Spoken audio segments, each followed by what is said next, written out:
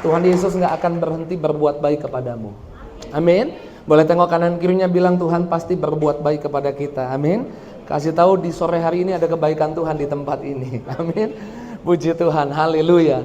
Kalau nggak keberatan, tengok lagi, bilang kamu kelihatan tambah keren gitu. Ayo jangan malu, kasih tahu kanan kirinya. Pak Pendeta, ada utang belum dibayar? Iya, nggak apa-apa, saya tahu. Ada sakit belum sembuh? Nggak apa-apa, tapi ada Yesus yang keren di dalammu. Amin. Sehingga jalan hidupmu tambah keren, hidupmu selalu keren dalam Yesus. Tepuk tangan dulu sekali lagi yang dahsyat, yang luar biasa buat Yesus. Sampai hari ini saya percaya Tuhan mau saudara dan saya punya keberanian percaya doa kita dijawab. Amin. Maka judul khotbah saya adalah hak untuk doamu dijawab. Tuhan sudah berjuang. Oke, kita baca dulu satu ayat. Next slide. Yuk kita baca sama-sama Yeremia 50 ayat 34. Yuk, apa kata firman Tuhan? Kita baca sama-sama. 2, 3. Tetapi penebus mereka adalah kuat. Tuhan semesta alam namanya. Tentulah ia akan memperjuangkan perkara mereka supaya ia memberi ketentraman kepada bumi, tetapi kegemparan kepada penduduk Babel. Oke, kata mereka kita ganti menjadi saya. Yesus kita, penebus kita pasti kuat. Amin. Yuk kita baca sekali lagi. 2, 3. Tetapi penebus saya, boleh sambil pegang dananya. Ulang ya. 1, 2, 3. Tetapi penebus saya adalah kuat. Tuhan semesta alam namanya. Ia akan memperjuangkan perkara saya supaya ia memberi ketentraman. Amin. Dan kegemparan kepada penduduk Babel. Amin. Penebusmu adalah kuat. Tuhan sudah berjuang buat saudara dan saya. Hari Kamis kita ingat 17 Agustus 1945 Indonesia merdeka. Dan 17 Agustus 1990 Tiberias berdiri. 17 Agustus 1945 kita mengingat ada pejuang yang memperjuangkan hak saudara hari ini. Sekarang sebagai warga Indonesia saudara punya hak yang diatur undang-undang, dan hak saudara dijamin oleh undang-undang, dan hak itu telah diperjuangkan oleh para pejuang bahkan sampai mencucurkan darahnya. Tapi sebagai warga surga saudara harus tahu juga saudara punya hak. Amin. Yang diperjuangkan oleh Yesus sampai mati di atas kayu salib. Dan salah satu hak yang saya mau bahas hari ini adalah saudara punya hak doamu dijawab. Saya yang percaya punya hak doanya dijawab. Boleh angkat tangannya. Ya, pegang dadamu, bilang saya punya hak untuk doa saya dijawab. Oke, saya percaya di sore hari ini Tuhan mau dorong saudara. Setiap kali saudara berdoa, saudara tahu saudara punya hak doamu dijawab. Yesus menjelaskan ketika di perjalanan ke Emmaus, menjelaskan apa yang tertulis tentang dia. Next slide. Dikatakan seperti ini di Lukas 24 ayat 27, lalu ia menjelaskan kepada mereka apa yang tertulis tentang dia. Maksudnya yang tertulis tentang Yesus. Ada di mana tulisannya?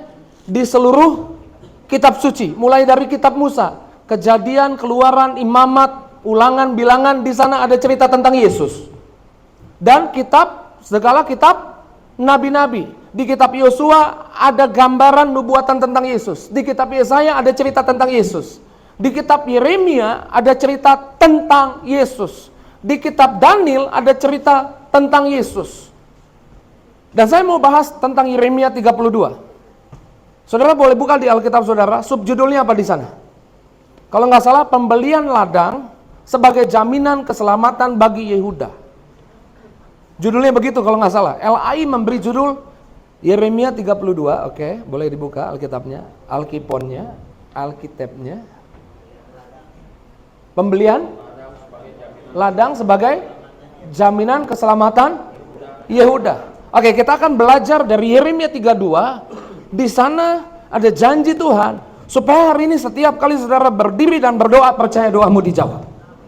Ada perintah kepada Yeremia yang hari itu kalau saudara baca di ayat 1 sampai 5 ada di penjara.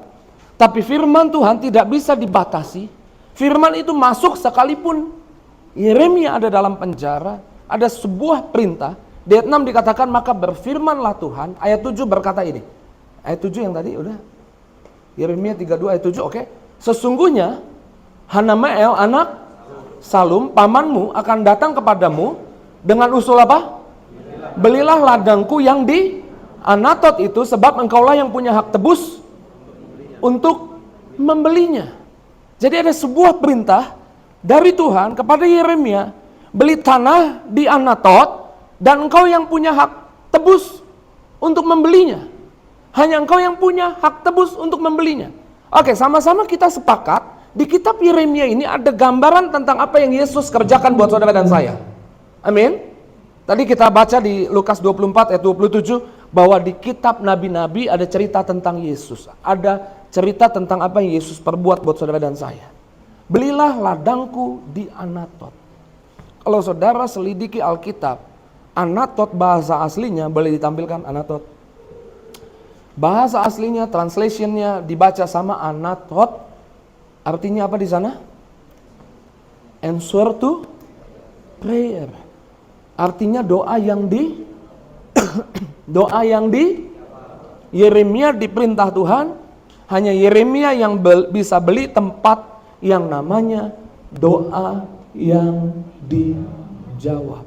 Kemudian di ayat 8, yuk kita baca ayat 8. Kemudian sesuai dengan firman Tuhan, datanglah Hanameel anak pamanku kepadaku di pelataran penjagaan dan mengusulkan kepadaku, belilah ladang yang namanya doa yang dijawab di daerah Benyamin itu, sebab engkaulah yang punya hak milik dan hak tebus. Belilah itu, maka taulah aku bahwa itu adalah firman Tuhan. Ayat 9, next slide. Jadi aku membeli ladang yang di Anatot itu. Yeremia membeli ladang yang namanya doa yang dijawab. Hanya Yeremia yang bisa beli itu. Saudara harus tahu di sini ada kisah apa yang Yesus kerjakan buat saudara dan saya. Yesus telah membeli posisi tempat supaya hari ini di mana engkau berdiri angkat tangan berdoa, saudara tahu bahwa saudara doamu dijawab. Amin. Yesus yang beli posisi perkenanan. Orang yang doanya dijawab adalah orang yang berkenan di hadapan Tuhan. Sehingga hari ini saya nggak tahu, mungkin saudara merasa saya nggak layak. Saya banyak salah, kemarin baru buat kecerobohan. Tapi saya mau bilang, ada yang memperjuangkan perkaramu. Ada yang backup kamu. Ada pribadi yang ada di pihakmu, yang membeli posisi buat hidupmu dan hidupku, tanah yang namanya doa yang dijawab. Lalu dikatakan seperti ini, dan menimbang uang baginya 17 sikal perak. Kemudian ayat 10, aku menulis apa di sana? Surat pembelian, memateraikannya, memanggil saksi-saksi dan menimbang perak itu dengan neraca. Harganya untuk saudara hari ini setiap kali doa angkat tangan, surga memastikan doamu gak bisa ditolak, doamu dijawab. Harga untuk itu Yesus sudah bayar. Kapan Yesus bayar? Ketika Yesus menjalani perjalanan salib. Ketika Yesus menjalani perjalanan salib, saksi-saksi dipanggil. Karena ketika Yesus menjalani perjalanan salib, hari-hari itu adalah hari di mana orang merayakan hari raya Paskah. Dan orang Yahudi dari segala suku bangsa berkumpul di Yerusalem. Untuk menjadi saksi, ada satu pribadi yang dengan tubuhnya, dengan darahnya membayar. Yesus dijual dengan uang perak. Dan di kitab Yeremia telah digambarkan beli tanah, ladang yang namanya doa yang dijawab. Dihitung jumlahnya, Yesus telah bayar dan bayarannya nggak mungkin kurang, bahkan saya percaya bayarannya berlebih buat saudara dan saya, supaya ketika saudara berdiri hari ini engkau dapat perkenanan dari kerajaan surga, sehingga doamu dijawab. Amin. Dibayar, lalu ditulis aktenya, akte pembeliannya ditulis. Lalu kemudian ketika ditulis, nanti kita akan belajar diberikan kepada Baruk. Tapi sebelum sampai di situ, saya rindu saudara hari ini ngerti, setiap kali doa, saudara harus doa dengan iman. Sama-sama bilang, saya harus berdoa dengan iman. Bilang kanan kirinya kalau doa pakai iman. Iman itu apa? Ibrani 11 bilang apa? Ayat 1, iman adalah bukti dari segala sesuatu yang kita harapkan. Amin. Tapi Amplified Bible bilang begini, coba next slide. Amplified Bible bilang gini, now faith is the assurance, the confirmation, saya kasih warna kuning, pengakuan, the title deed, akta pembelian, kwitansi, of the thing we hope for. Pak Pendeta jangan pakai bahasa Inggris, saya nggak ngerti. Ini di Bogor, oke. Saya terjemahkan pakai Google Translate. Langsung next slide. Sekarang iman adalah apa? Jaminan. Jadi saudara doa dengan apa tadi? Dengan iman. Dengan iman itu dengan apa? Dengan pengakuan. Lalu bawa apa di sana? Bawa akte kepemilikan. Dari apa? Dari hal-hal yang kita harapkan dan menjadi bukti dari hal-hal yang kita tidak lihat, dan keyakinan akan realitasnya. Iman menganggapnya sebagai fakta nyata yang panca indera kita mungkin gak lihat, tangan kita gak sentuh, tapi apa yang kau doakan itu sudah ada di alam roh. Amin. Doa dengan iman. Saya percaya ketika Yesus membayar harga buat saudara dan saya, di atas kayu salib Yesus tulis harta warisan buat saudara dan saya, sehingga dikatakan seperti ini. Ibrani 11 ayat ke-6-nya, ayat 16 dikatakan seperti 9 ayat 16. Yuk kita baca sama-sama 2 3. Di mana ada wasiat, di situ harus diberitahukan tentang kematian pembuat wasiat. Kalau saudara baca dalam terjemahan baru, mungkin saudara masih bingung, maksudnya apa sih? Saya ambil dari versi firman Allah yang hidup supaya saudara mengerti. Dikatakan seperti ini, kalau seorang mati dan meninggalkan surat wasiat, Yesus Kristus sudah mati dan saya percaya dia meninggalkan surat wasiat buat saudara dan saya yang berisi apa? Daftar harta benda yang harus diberikan kepada orang-orang tertentu. Saya percaya tulisan warisan yang Yesus sediakan buat saudara dan saya, Alkitab bilang kita akan mewarisi janji Tuhan. Kita akan mewarisi apa yang Yesus bayar di atas kayu salib. Amin. Di sana saya percaya isi warisannya salah satunya adalah kesembuhan. Salah satunya adalah utangmu dibayar, amin. Salah satunya adalah kerohanianmu bertumbuh, amin. Salah satunya adalah kemampuanmu hadapi tantangan masalah, kemampuanmu mengampuni orang lain, harganya sudah dibayar, amin. Ada di sana. Lalu dikatakan apa? Pembagian, nah saya suka yang ini. Pembagian warisan itu tidak akan dilaksanakan sebelum terbukti orang yang menulisnya telah mati. Jadi surat wasiat itu boleh ada, tapi kalau yang tulis belum mati, saudara nggak bisa buktikan dia sudah mati, itu nggak berlaku, nggak kita terima. Makanya doa dengan iman adalah doa dengan percaya bahwa ladang atau tempat posisi di mana saudara berdiri, posisi perkenanan doa yang dijawab itu sudah Yesus bayar, dan saudara harus bawa buktinya, aktenya. Gimana caranya? Next slide. Sebab setiap kali kamu makan roti ini dan minum dari cawan ini, kamu memberitakan apa? Oke, supaya lebih mudah saudara ngerti.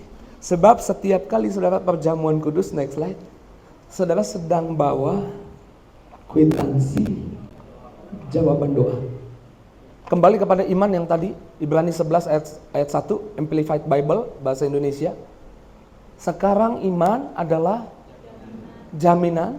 Jadi doa dengan iman adalah mengeluarkan pengakuan, lalu bawa kwitansinya dengan perjamuan kudus. Amin. Kalau sebentar saya ke bawah, ke tokonya Ibu Angel, Meteor Cell, kemudian beli handphone iPhone 14. Saya mau kasih iPhone 14 Pro Max buat Pak Yosef. Amin ya Pak Yosef. Amin aja dulu deh. Lalu saya bilang, Bu Angel harganya berapa? Bu Angel kasih tahu harganya. Panggil pegawainya, ini saya bayar ya. Minta kwitansinya, karena saya nggak ambil handphonenya. Saya mau kasih buat teman saya biar dia ambil sendiri ke sini.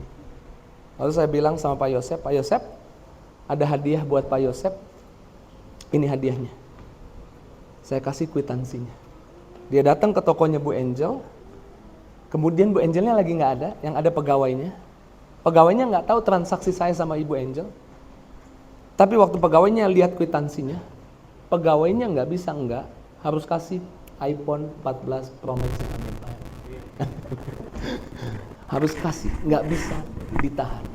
Hari ini Tuhan sedang dorong saudara, Tuhan sedang bangkitkan keyakinanmu. Setiap kali engkau ke Tiberias, saudara harus datang dengan iman, datang dengan pengakuan, dan bawa kwitansi jawaban doa. Dan teriakan di alam roh, aku mau ambil kesembuhannya, aku mau ambil kesuksesannya, aku mau ambil berkat buat rumah tanggaku, aku mau ambil berkat buat pekerjaanku, aku mau ambil berkat buat anak-anakku, karena ini kwitansinya. Dan saya percaya sebentar kita perjamuan, ketika saudara doa, tidak seorang pun pulang tangan kosong, tangan hampa. Semua pulang bawa berkat, semua pulang bawa mujizat, semua pulang bawa kuasa, semua pulang bawa kesembuhan, semua pulang bawa jawaban doa. Amin. Ini yang kita imani. Amin. Tuhan sedang meyakinkan saudara, setiap kali saudara doa, tidak surga akan kasih jawaban doanya. Kalau saudara doa dengan iman. Amin. Kalau saudara doa dengan iman apa tadi? Pengakuan dan bawa kwitansinya. Karena kalau kita baca di kitab Yeremia, kwitansinya dikasih ke siapa? Nih, next slide. Oke, kemudian aku memberikannya kepada surat pembelian itu kepada Baruk. Baruk itu siapa? Apa artinya Baruk? Next slide. Saya nggak mau khotbah lama-lama, tapi saya mau khotbah yang sederhana. Saudara nangkep, saudara bisa bertumbuh dalam iman, dan saudara bawa pulang kuasa, bawa pulang mujizat, bawa pulang jawaban doa. Amin. Aku memberikannya kepada surat tadi, kwitansi tadi dikasih ke siapa? Akte pembeliannya dikasih kepada Baruk. Next slide. Mana? Baruk artinya apa? Diberkati. Kepada pribadi yang namanya diberkati. Terserah saudara lagi sakit hari ini. Terserah utangmu belum lunas hari ini. Terserah mungkin ada masalah rumah tangga hari ini. Tapi ketika engkau percaya Yesus, mana tangan-tangan yang percaya Yesus? Boleh angkat tangannya. Ketika engkau percaya Yesus, Yesus sudah menjadi kutuk di atas kayu salib, supaya alam roh menyebutmu bukan orang yang dikutuk, tapi engkau orang yang diberkati Tuhan. Dan kepada orang yang diberkati Tuhan, Tuhan kasih kwitansi jawaban doa. Apapun yang jadi doamu, sebentar kita perjamuan, kita percaya kalau kita kasih lihat kwitansinya di alam roh, kita akan bawa pulang jawaban doa. Yuk tepuk tangan dulu yang dahsyat, yang luar biasa buat Tuhan. Sehingga kita dengan iman percaya, kau beri yang ku pinta, saat ku mencari, ku mendapatkan, ku ketuk pintumu dan kau bukakan, sebab kau Bapakku, Bapa yang kekal. Takkan kau biarkan aku melangkah hanya sendirian. Kau selalu ada bagiku, sebab kau Bapakku, Bapa yang kekal. Tuhan bahkan gak biarkan saudara jalan sendirian. Tuhan buat saudara setiap kali, tiap hari bangun pagi punya kwitansi jawaban doa. Engkau gak jalan sendirian, engkau disertai Tuhan. Ada satu keadaan ketika orang Israel dikepung di Mizpah. Ketika orang Israel dikepung di Mizpah, kemudian Alkitab mencatat orang Israel dalam keadaan yang terdesak. Keadaan apa? Terdesak. Pak Pendeta, saya lagi terdesak. Bahkan Alkitab mencatat bahwa mereka berpikir mereka hampir mati, antara hidup dan mati. Pak Pendeta, ekonomi saya lagi antara hidup dan mati. Pak Pendeta, kesehatan saya antara hidup dan mati. Lalu orang Israel berseru kepada imamnya saat itu adalah Samuel. Siapa imamnya? Samuel. Dan bilang begini, Samuel, berdoa supaya Tuhan menyelamatkan kami. Mungkin ada di antara kita yang datang ke Tiberias Plaza Jambu 2 jam 5 sore. Karena saudara berharap ibadahnya selesai, maju ke depan, minta doa sama pendeta. Pak Pendeta, doain supaya ada keselamatan di bisnis saya hampir hancur nih. Pak Pendeta, doain supaya kesehatan saya pulih nih, nggak ada obatnya. Pak Pendeta, doain supaya rumah tangga saya beres, nggak berantakan nih. Saya nggak tahu lagi caranya gimana. Karena orang Israel udah terdesak dan akhirnya datang sama imamnya Samuel dan bilang, doakan kami. Tapi apa yang dilakukan imamnya?